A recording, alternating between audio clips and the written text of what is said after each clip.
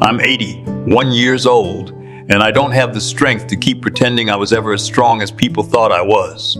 That's the truth.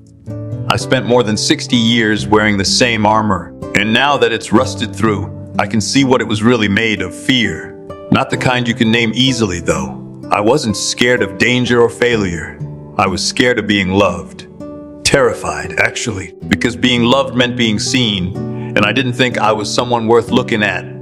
I grew up in a small town that didn't have much room for softness. My father worked 2 jobs and never said much, and my mother moved through the days like someone who'd packed away her own dreams in a box marked someday. So I learned early how to keep quiet, collected. People respected that. In school, they called me steady. Later on at work, they said dependable. Funny how those words can sound like compliments when they're really camouflage. When I was 25, I married a woman named Margaret. She was kind but practical, the sort of person who kept lists for everything. I think she loved me. I hope she did. I didn't give her much to hold on to, though. I thought if I stayed calm and useful, that would be enough.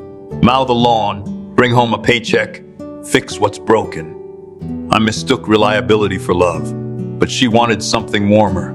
She wanted to know what I thought about when I looked out the window at night, why I sighed when I thought nobody was listening. And I never told her, not because I didn't want to, because I didn't know how. Years passed quietly.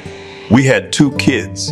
I worked at the plant. The job was predictable. Loud machines, metal dust, the same jokes over lunch. A good life, by most standards. I told myself people like me didn't need to say much. We just showed up, did the work, kept the roof from leaking. But time doesn't ask what you meant to say. It just moves past you. And if you hold too much inside, you start mistaking silence for peace. I remember a day, must have been around when I turned 40. Margaret was standing at the sink, sunlight on her hair, and she said, "Do you ever feel lonely, even when you're not alone?" I told her no. The truth was yes every day, but saying yes would have opened something in me I couldn't control. I thought love was dangerous like that, unpredictable, like walking out without armor. So I nodded and went to change the oil in the car. It seemed easier, small moment, forgettable maybe, but those moments pile up. They become the architecture of a marriage, of a life. By 50, the kids were grown and gone. The house was too big. Margaret had her gardening club, her friends. I had the television, my routines. Some nights we'd sit side by side, watching the weather without talking. I convinced myself it was peace. It was habit. When she went to bed, I'd stay up a while longer, just listening to the old clock tick. The sound always reminded me that I was passing time, not living it. Then one day she didn't wake up. Stroke in her sleep. They said it was quick, merciful. I stood in our kitchen that morning and felt like a man who'd finished reading a book without realizing what it was about. I found her list for the day on the counter. Call Helen, pick up bread, simple things. I stared at that list for hours.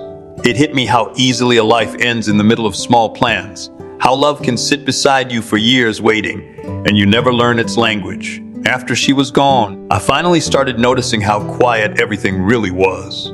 I'd hear my own breathing in the evenings. Even the refrigerator seemed careful not to disturb me. I tried to fill the days, volunteering a bit, walking at the park. But it's hard to make new connections when you don't remember how to be open. People would ask about her, and I'd give the short version. 56 years together. They'd say, "That's beautiful." And it was, I suppose, just not the way I hoped. There's a kind of regret that doesn't shout. It just lives in ordinary moments. Like standing in line at the grocery store and seeing a couple argue gently about which coffee to buy. Or hearing an old song and realizing you can't picture the way she used to hum it. It's not one big heartbreak. It's hundreds of tiny absences that settle in your bones. I still visit her grave every Sunday, bring the same kind of daisies she liked, wipe the stone. I talked to her a bit, though not about anything profound. Once I told her about a movie I saw that she'd have hated. Another time I apologized for never taking her to Italy like I promised. I said, "I always thought we had more time."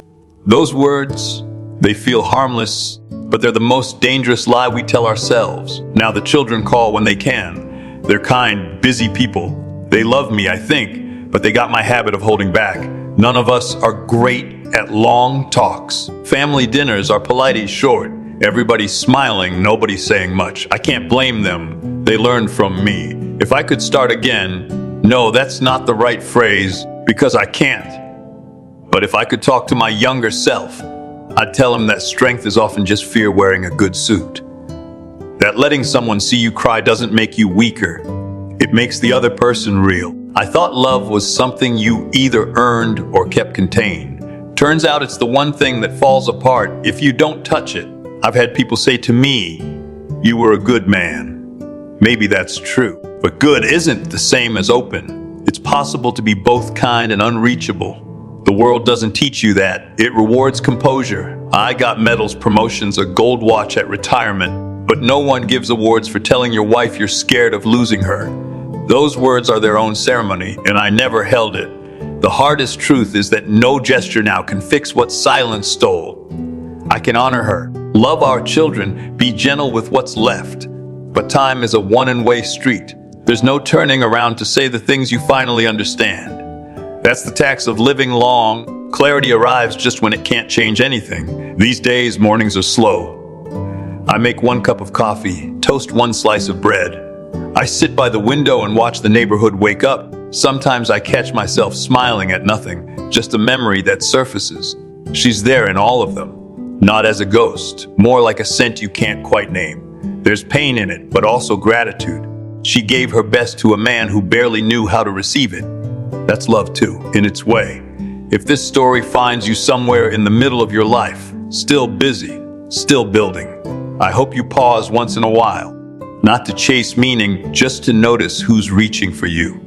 Because one day you'll be left with all the lists, all the plans you thought you'd get to, and what you'll miss most is the sound of someone calling your name from another room. I spend my evenings now in a recliner, listening to the radio, sometimes talking back to it like an old fool. I don't mind. The voice keeps me company.